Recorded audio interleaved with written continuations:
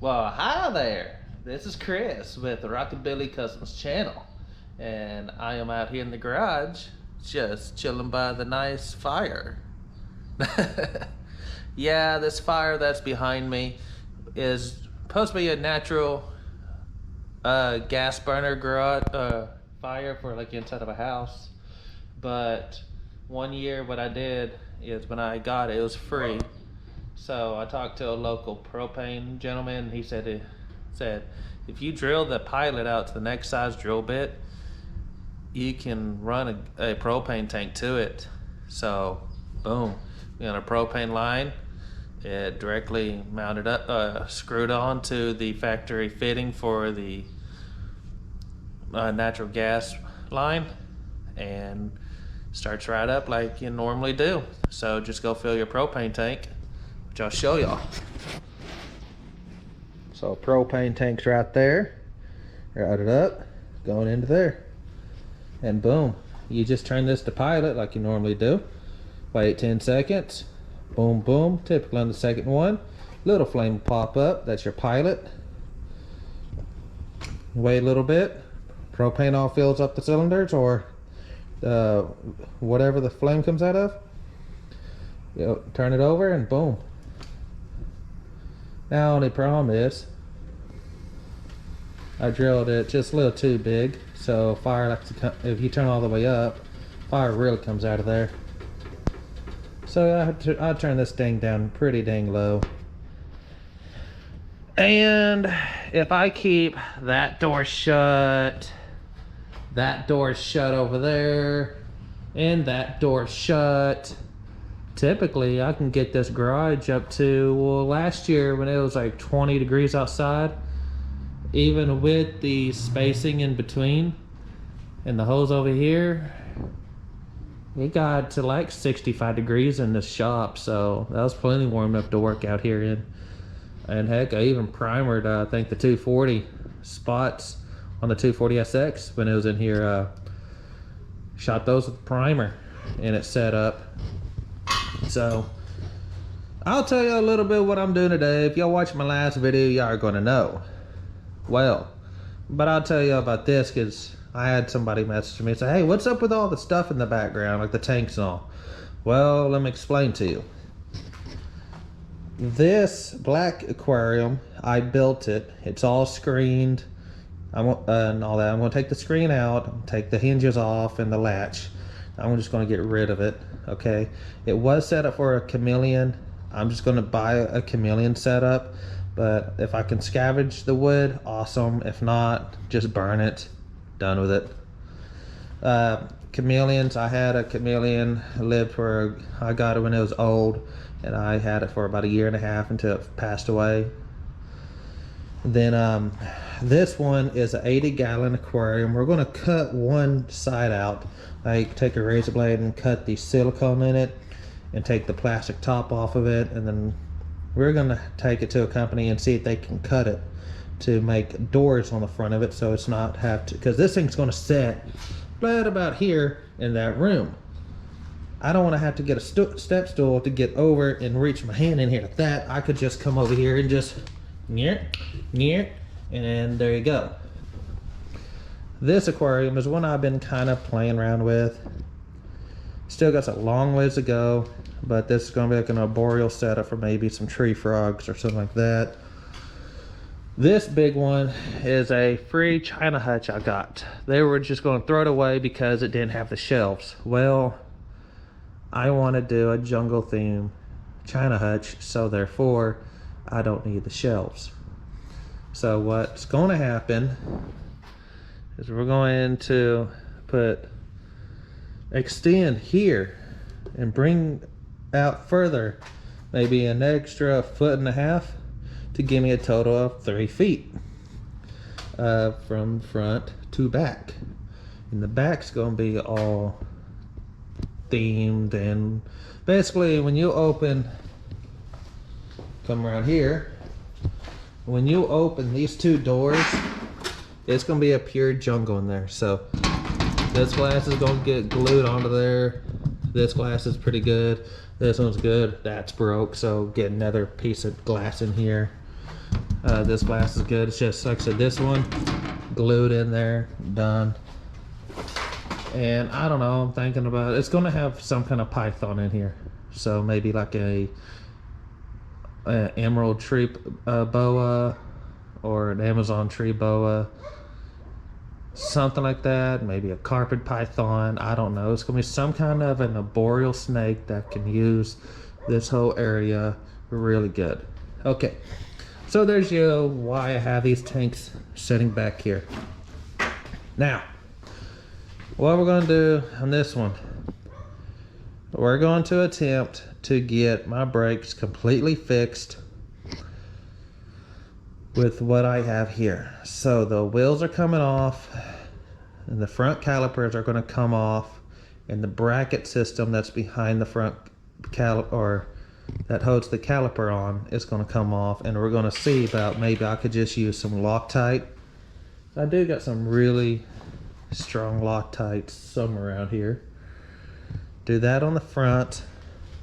The backs are fine. Okay, and the way the back is set up is a little bit of screwed up on my part. I got these axles ordered, and trust me, I've never done this before. I've never ordered axles. So these are custom cut axles from Dutchman Axles. And and when I got them, put them in, they're too short to allow me to hook the caliper on. So what I did was I have a 2-inch spacer, because this flange right here is 2 inches. So I'll put a 2-inch spacer in there, and it's inside here, right in here. So that brings the wheel out, but it brings the wheel out perfect right where I want it. So I could have run this wheel, and it's all far enough off this leaf spring to where I can get my hand way back there. So it's not going to hit nothing. But it also allows that rear caliper right here to be perfectly in line with it, because this rotor is right in the middle of the caliper, right where you want it. You don't want it to be off one side or on the other side, because that will lead to immature or premature failure, where one side of the pad will wear down. It won't wear down evenly, and it will just cause you other problems on down the road. Okay, so that's what's cool. So the back is actually good. It's just go over it, make sure the lines are good, see if I can straighten out some of the lines. Yeah, I'm just not good at bending these damn lines when I first got the engine and set up, or first switched this thing over to disc brakes. So yeah, get those. Now on the front, I told you we're going to do the Loctite on the brackets that hold, yeah, you hear it. It holds that on. I think the bolts actually backed off of it, so thank God the bolts didn't come out. And thank God I wasn't driving it hardly at all. But yeah, figured how to bolt that all together.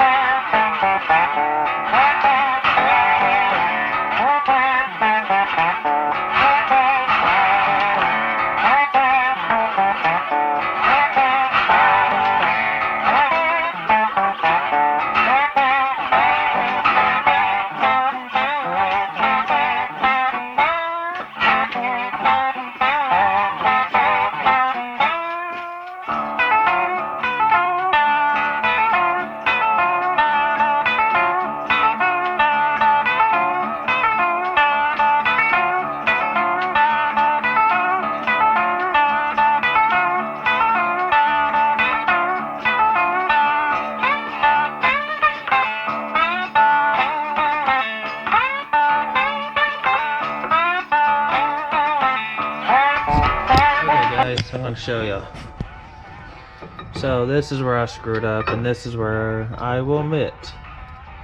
Okay, when I did my brakes, I had them set up sort of like that. Okay, well they're pretty far off. They need to be. Right there is where they're grinding. Needs to come up just a tad bit. I mean, like slightly. So do that, and that pad will make great contact onto there. So, yeah, that's what I need to do. Now, hang on. We'll see where this all sets at.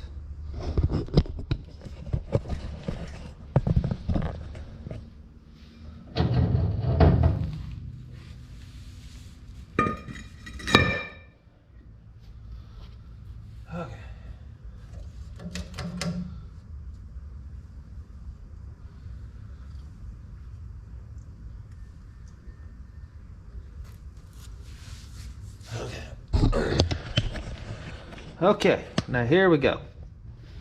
Here we go.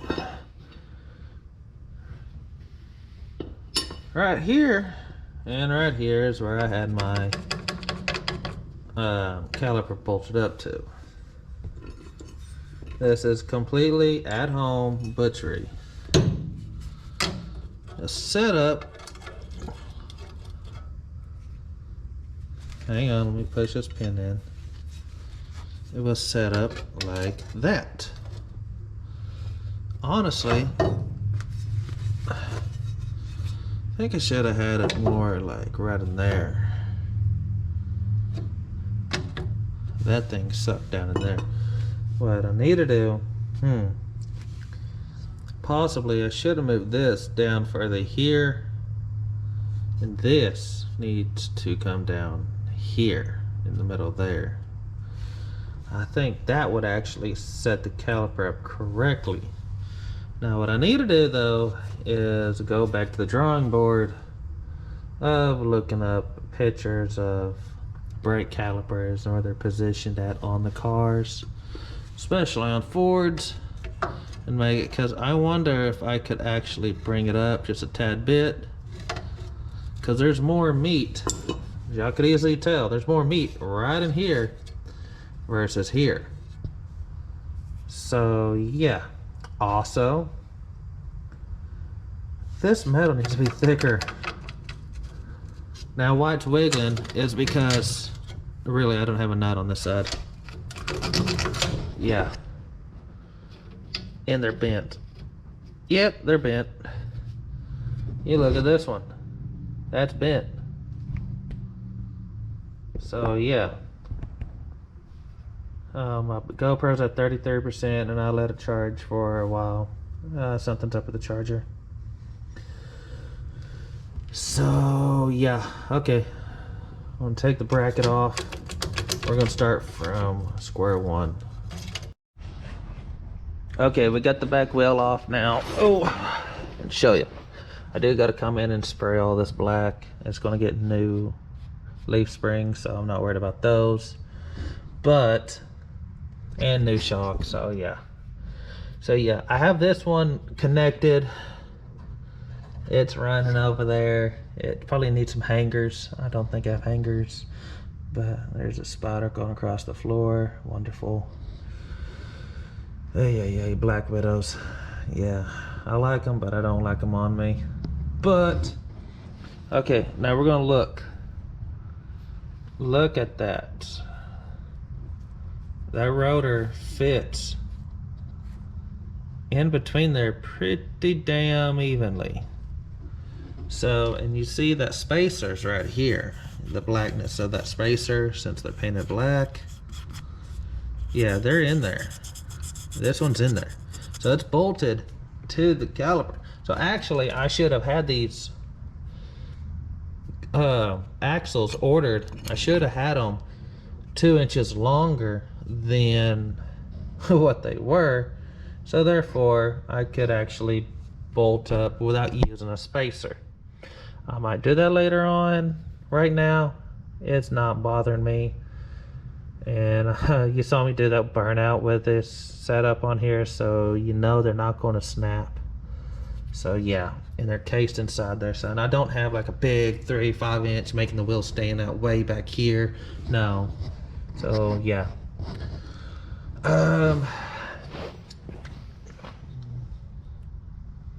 So yeah, figure this stuff out.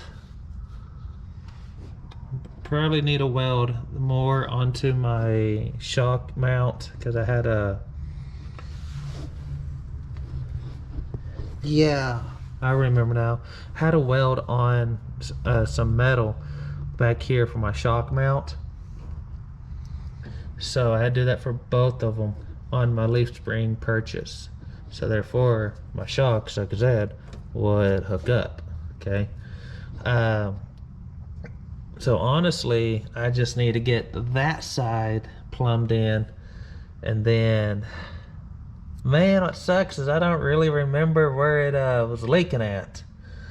So I'm gonna have to wait until I have my pedals fully in there where I can build pressure up and actually bleed these brakes, and then we can make sure it's like, hey, there's no leaks at all in this thing. And then we could figure out and reflare some ends. So yeah, but right now we're gonna see if we can get that side to where it will hook in wherever that spider went. Yippee, and where it's dirty as hell. Also, we're gonna put the drive shaft the drive shaft back into the transmission. So y'all see it hanging right there. The GoPro's at 18%, so I think I'm about done recording for today. Damn it. Oh guys, I definitely want to show you this one. One of my favorite magnets on this thing. Look at this. Hot Wheels! And then I got 4% left, so let's see if we can do this fast. Over here we got Jesus saying I saw that. I thought that'd be hilarious, put on his car. And then we come over here. I got the 405 stickers on both sides since I lived in OKC. But America.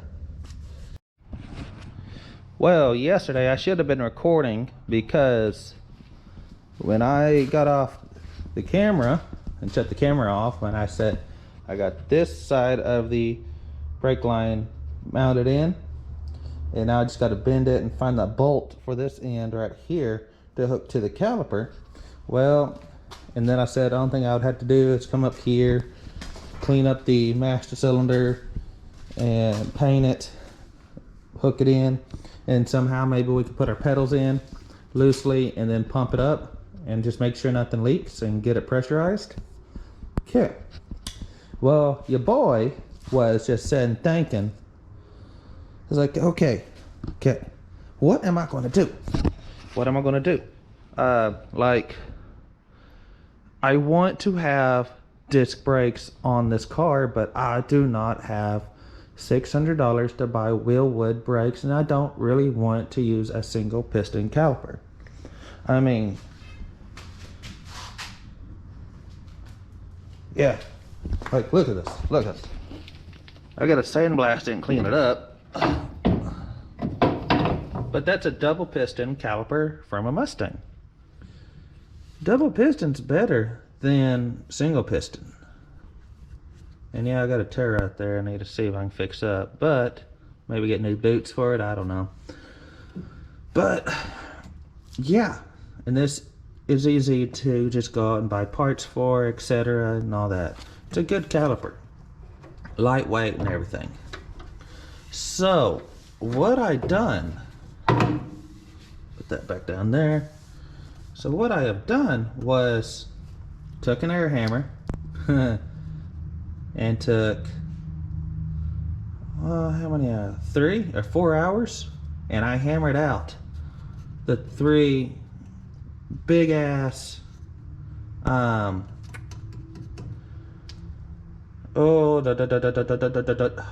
is it, not cotter pins, rivets.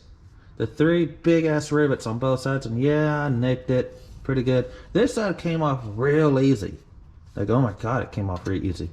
The other side did not. There is a piece of metal up under here. Let's see if I can show it to you. yeah, right here, there's another piece of metal, so it allows these bolts to hook on. So on the other side, it kind of split because that rivet goes through both of them. So I'll have to, first I'm going to put a bolt and nut on it and screw it together on both sides to pinch it. And then I'll go back and re-weld it in. But then I also got to fix this piece on the other side. It pooched out and it broke, so yeah, I have to re-weld that. Now here's what I'm thinking. Follow me on this. That has some good thickness. I mean, that's not going to bend at all. And really, the only thing I need to do is get ball joints and put in here, and then well, boom. I could use the front spindles of a Mustang. Okay. So what I'm going to do today, oh yeah, get up.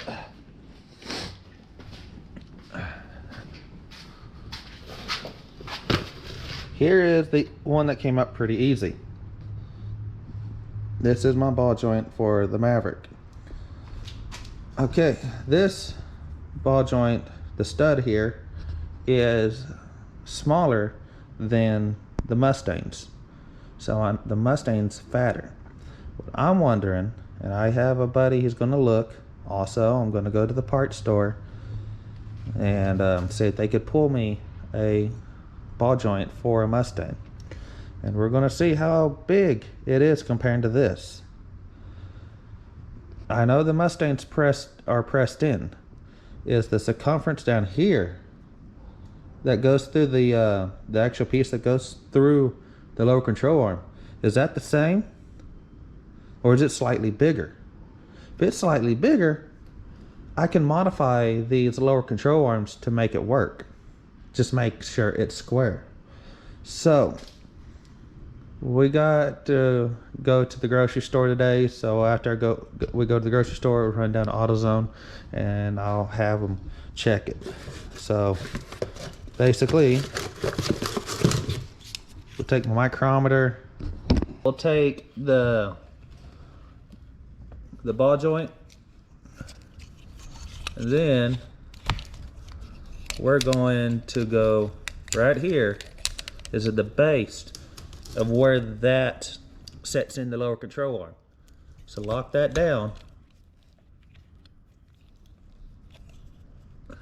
Well, there's the gap. It is 1 inch and 8 millimeters. So yeah. So in theory, if the Mustang's pretty close to that, I can make it work by wringing out the low control arm. Or if it's the same there, well then in theory, get a pressing kit and press in lower ball joints in that. And if I do that, well, that just solves everything. I'll get rid of the brake disc for the 76 Maverick. Probably keep my spacers. I don't know how that's going to work. We'll see. I might could run without spacers. Hopefully, that'd be awesome. But if I do, well then those are going to go back on. But if I could do that, then this spring is going to go. Sorry, it's kind of dark in here. But yeah, this spring is going to go. This upper control arm is going to go bye-bye. Okay? Get rid of all that because the Maverick did not take that. Or the Mustang did not take that. So, there's one right there. And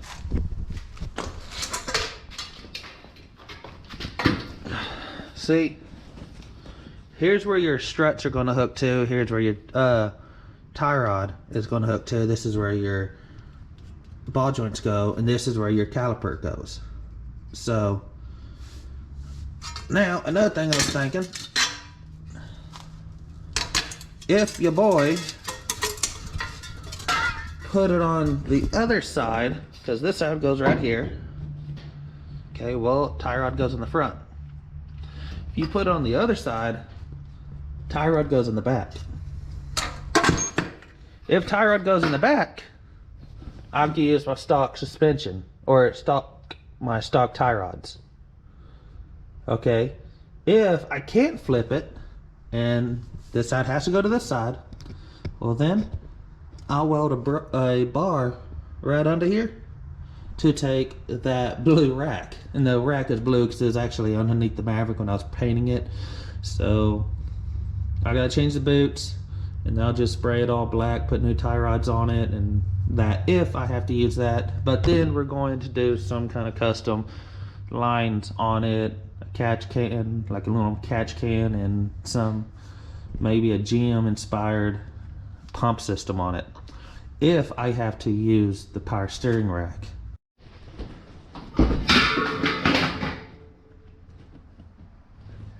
Okay, well now, so what I'm going to do, since I don't have the lower ball joints yet, we're going to take the struts out. We're going to take this part completely out that holds the top of the strut. We're also going to take the upper control arm out. We're going to take all this out of it, so therefore it comes up bare. Now, get down here.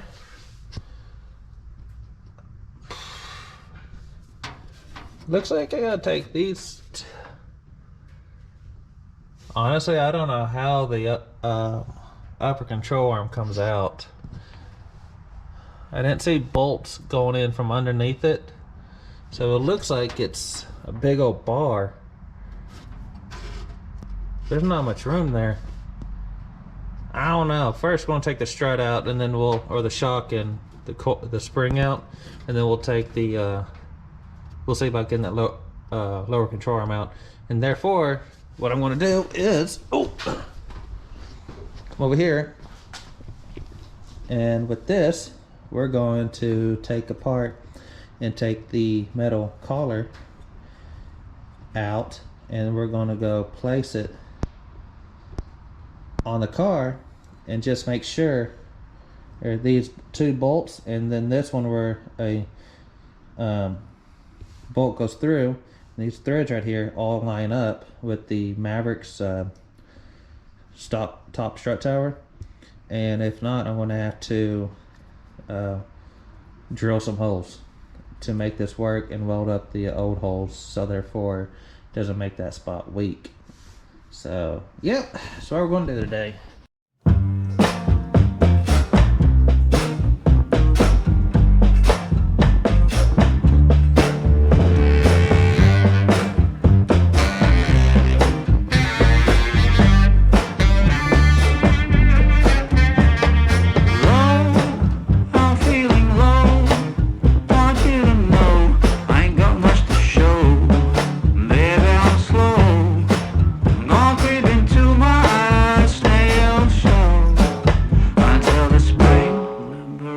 From my winter hell, I've got candles and candy. I can be your daddy if you only let me creep into your prison cell. Hey baby, can you tell I'm not a criminal?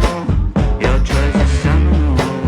I want you to stay true to what's right for you, no matter who or know what will others say.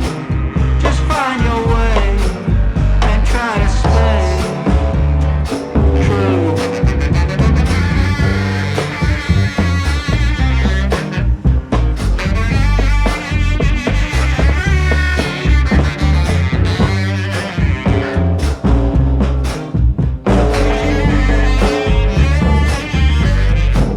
Just speak low, stand in your row. Try not to show this life's a show. Try not to glow. Way down below, it's a lot of woe. And that's not a place where you would like to go. I've got cigarettes and brandy, which could come in handy if you just help me loosen up my hand grenades fuse. Baby, don't refuse my truth, but it's up to you not to choose. I want you to stay true, what's right for you.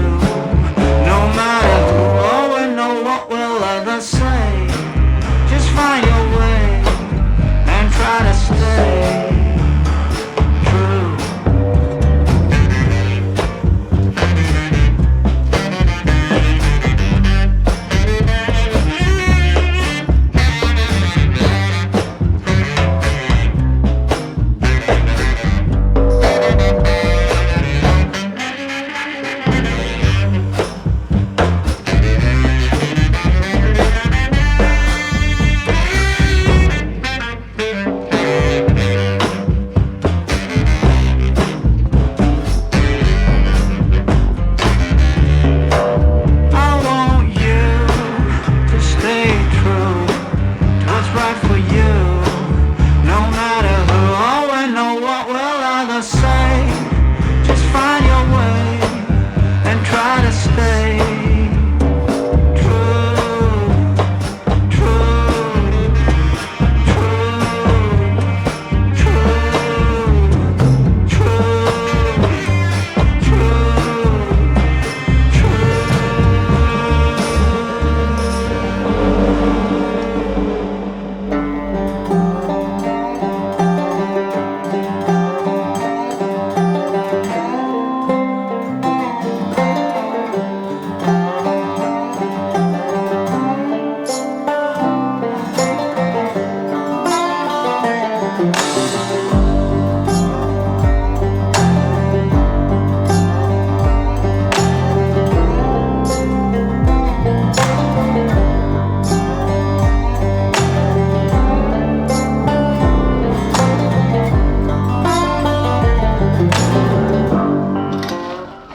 Okay, now we're gonna take this side off, and this side is gonna be a little more tricky because one, I got my wire going from my computer up to where I'd be powering it on, but another thing is too, I'm kind of close in here, so this spring, I don't know if it's actually,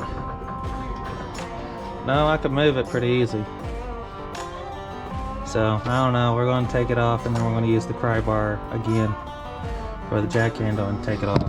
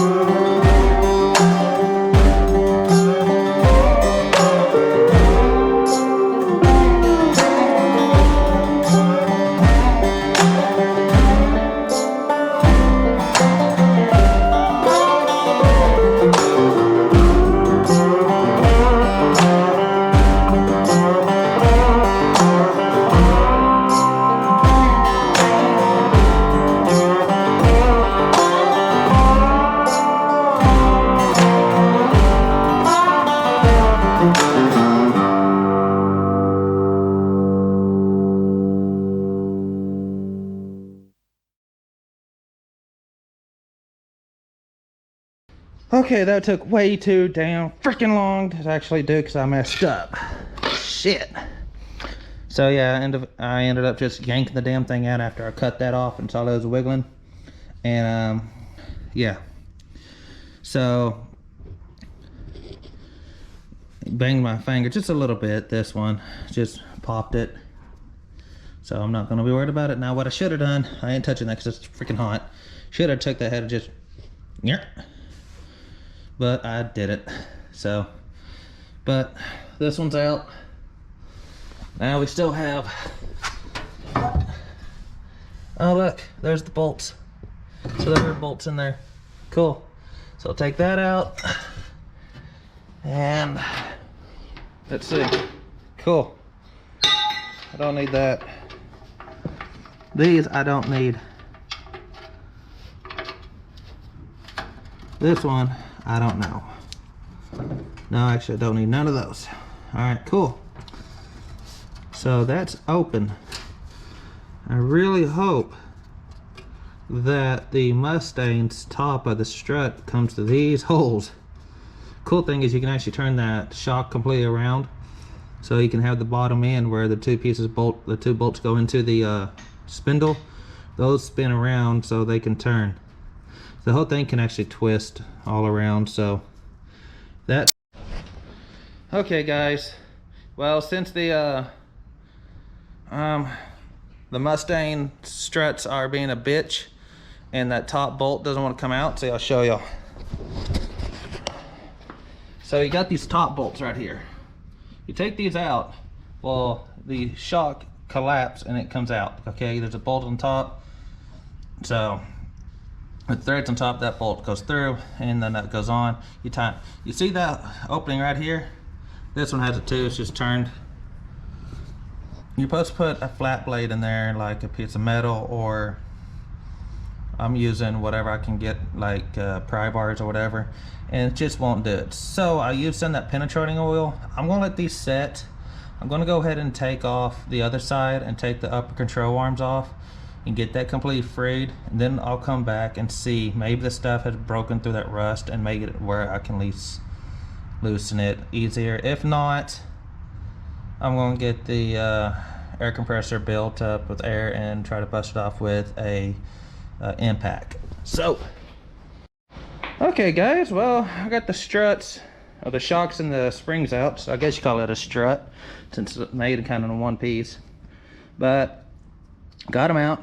Now this side was a lot more under tension than this side was, but yeah, it came out a lot faster than the old one, the other side.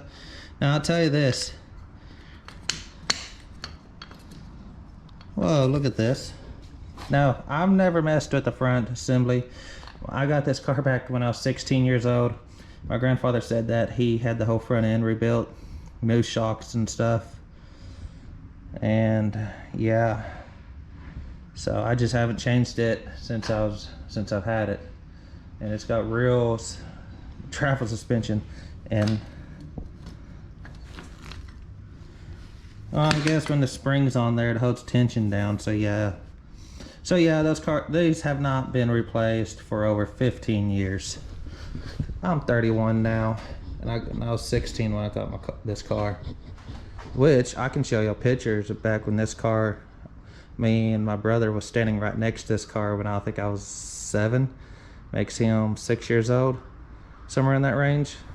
I can show y'all pictures, and I might put that over on Instagram, so if y'all want to, go check on Instagram when this video comes out, and I might see if I can scan the picture and post it up on there. You'll see what this car looked like back when I was 8 years old. So okay, let's see if the well, no, I need to get the upper control arms out, so yeah, I'll do that. Okay, so I literally just tried doing the pry bar and the wrench, and that's just not working.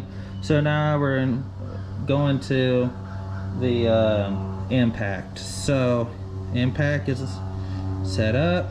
I turn the air compressor on. You can hear the whistling of the air because I need to replace my fittings. But as soon as that builds pressure up, try to bust these off. Then take these tops off, make sure all the hardware is saved, because like I said, I'm literally just replacing the strut only, and then it'll be good. We're going to pressure wash and then paint the springs back to the black color they were, because actually these are new Ford springs, so they're stock height springs right now.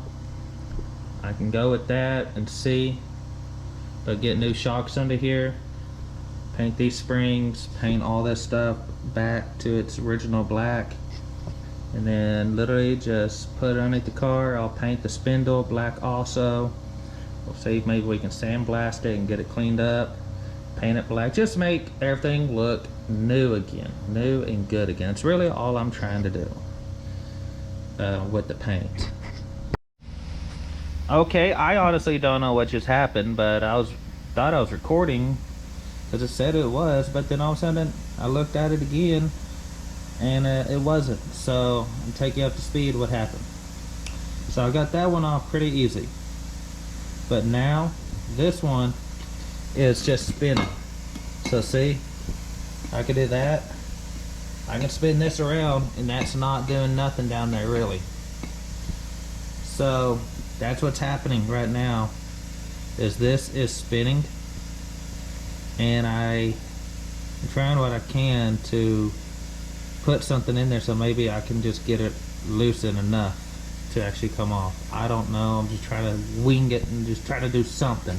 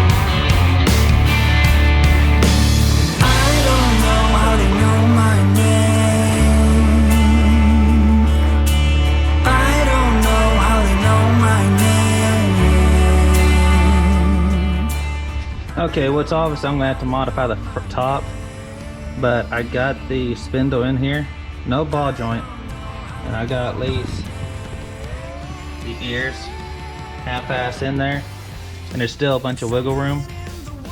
So that tells me that when I buy these new shocks, it will work. Doing it one hand sucks, but yeah,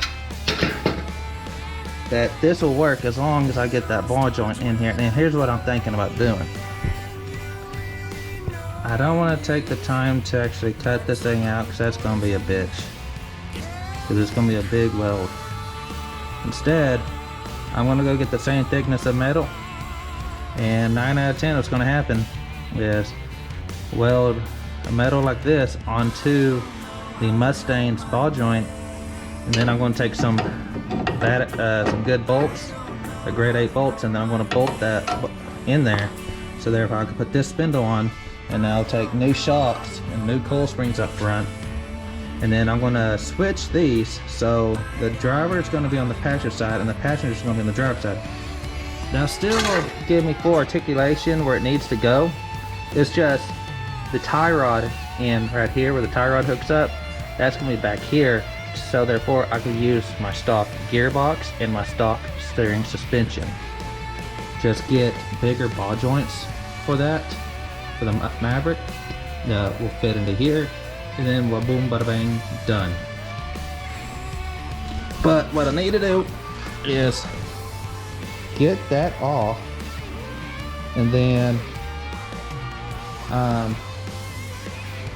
modify the top so that can bolt right in. So boom. And those are the springs right there that I'm going to use. Now, let's take these. Take these. Now obviously you can tell that the Maverick right here is smaller. like diameter of wire or spring is literally smaller than this. This weighs more than this does. But let's look at this. Okay. Here is Mustang Maverick. The Maverick is taller than the Mustangs. So, which I have the Mustangs upside down. No, wait, they're right, they're right. So saying that, in theory, when I get this fully bolted, the car should be lowered. Just a tad bit. So we'll see how that all works once I get the car completely down on the ground. With the 18-inch rims, it might be better. And then, yeah, we'll just have to see.